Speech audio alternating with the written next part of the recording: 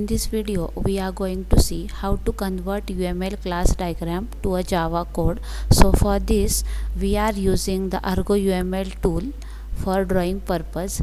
Here you can see I have drawn one class notation here. So all of you know that the class notation is divided into the three compartment. In the first compartment, we are writing the name of the class. In the second compartment, we are declaring the attributes, and in the third compartment we are declaring the methods or the operations of that class can perform. So likewise, you can draw the symbol or you can draw the class notations in Argo UML. Here you can see there is a symbol for the new class, and here all these are the relationships that we used in the class diagram. So from here I have taken that the notations, okay, and in that I have written the name of the class, declaration of the attribute, and here the declaration of method. So likewise, you can draw the class diagram or the class symbol. So now our task is convert these notations or convert this UML class into the Java code. Okay, so for that we are using, here you can see in the menu bar, you can see the generation menu tab is there. So just click on that, and here you can see that the four sub menus are appear here. So you can click on the generate all classes. Okay, so after clicking on that menu, you can see here you can convert this class notation, UML class notations, into the CPP, C#, Java, PHP, PHP5, SQL. Okay, but now what for our practical, we want to convert this class into the Java. So just click on the Java, and in here in the browser, you where you want to save the all this file or this particular one file, so select that one. So here I want to create this file into this folder, that is the CL8 folder, and click on the choose button, and here click on the generate. Okay, so in that folder you can see here the CL8 folder is there, and in that folder you can see here the Java file is generated. You can see the emp_payroll is the class name, and the class name file is generated here, because for Java we are again giving the same class name as a file name. So you can see here emp_payroll.java file is generated. Just double click on this file and open that file. So in this you can see whatever attribute declarations we have done here. You can see here the public class employee payroll class name is there, and in the curly braces you can see the whole declaration of the class is there. So for this you can see emp name, emp id, emp pay rate, work hour, or these are the variables. Okay, so while drawing a diagram, UML diagram, I have declared this employee name whose data type is string, and which is of type private. So that's why here the private string employee name is there, private int employee id number is there, private double employee pay rate is there, private double work hours is there. So all these are the attribute declaration. After that, here you can see these are the methods or the operations performed by this class employee payroll. So for that you can see here the public, this is the visibility specifier of this class. This is the void is a return type and the name of the class, or you can say this is a parameterized constructor employee payroll, and in bracket the two parameters have passed, that is a string and comma integer I. So you can see from this UML notations to the you can map this UML to this Java code. After that, there are the various methods we have used here: the set employee name, set employee ID number, set employee pay rate, set work hour, get empty name.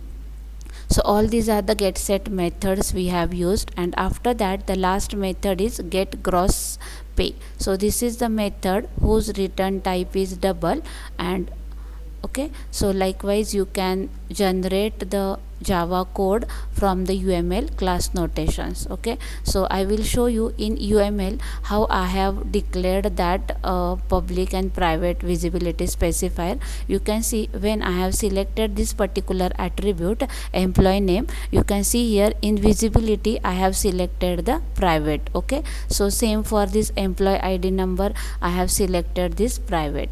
After that, for this particular method, you can see here in visibility the by default or here it is a public. If you want to make this method as a private, you can select on a private.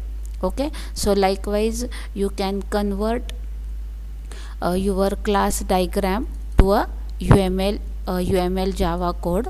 Okay,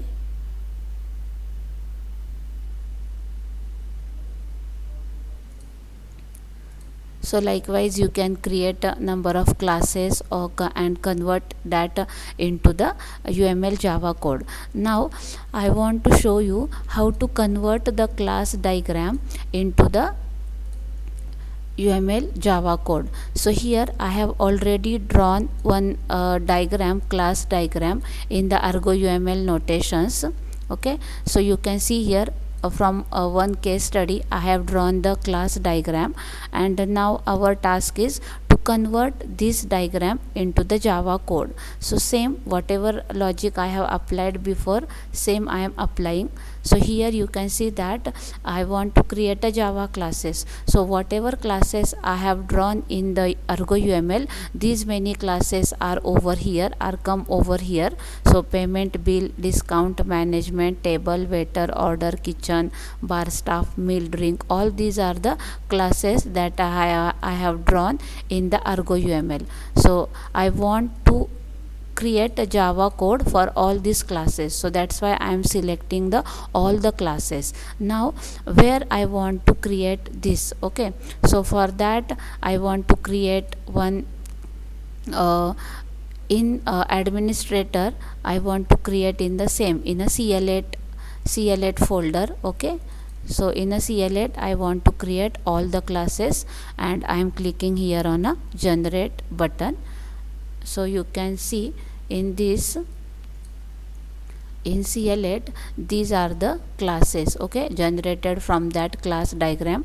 You can see only this class is the earlier one. Okay, so these are the total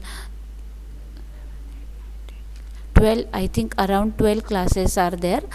They are generated from this particular Argo UML diagram. Okay, so you can see here the bars. Okay, first we will see the table.java class. You can see this public class table class is there, and in that we have used this table ID as a attribute of integer data type, and after that in table and waiter there is a relationship. Okay, so that's why here we have used the my waiter into the waiter. Okay, so likewise this Argo UML automatically generate the Java classes from the given diagram. You can see for order classes also. Okay, so here you can see the ordered class is there here, and for that order class this is the simple declaration of the variable and declaration of the method. So likewise you can see, or you can save your time. Okay, while if you want to design or if you want to implement this diagram, so using this feature of Argo UML, you can save your time of the declaration of variable and declaration of the method. So you can see here all the classes have initialized and declared their operations through this Argo UML features. Okay,